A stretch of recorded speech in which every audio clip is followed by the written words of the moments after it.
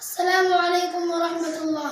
دوستو کیسے ہو؟ امید ہے کہ سب خیریت سے ہوں گے۔ آپ کی خدمت میں ایک چھوٹا سا واقعہ پیش کرنا چاہتا ہوں۔ اگر آپ ہمارے چینل میں نئے ہو تو چینل کو سبسکرائب ضرور کریں۔ حضرت سلیمان کے زمانے کی دو عورتیں۔ حضرت سلیمان کے زمانے میں دو عورتیں تھیں، چھوٹے چھوٹے ایک جیسے بچے اٹھائے ہوئے تھیں، جنگل میں جا رہی تھیں۔ ایک بھیڑیا آیا اور اس نے اس میں سے ایک عورت کے بچے کو چھین لیا اور بھاگ گیا۔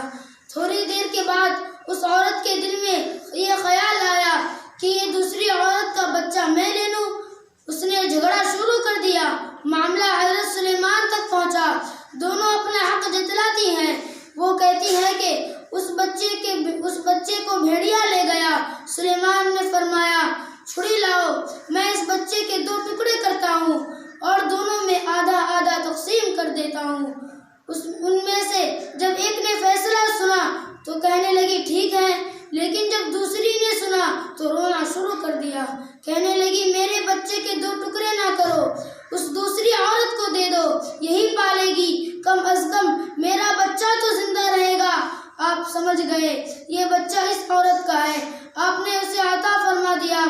محبت کا تقاضا یہی ہے کہ محبوب کو تکلیف پہنچنے نہ پائے، اسے کانٹا چھپنے نہ پائے۔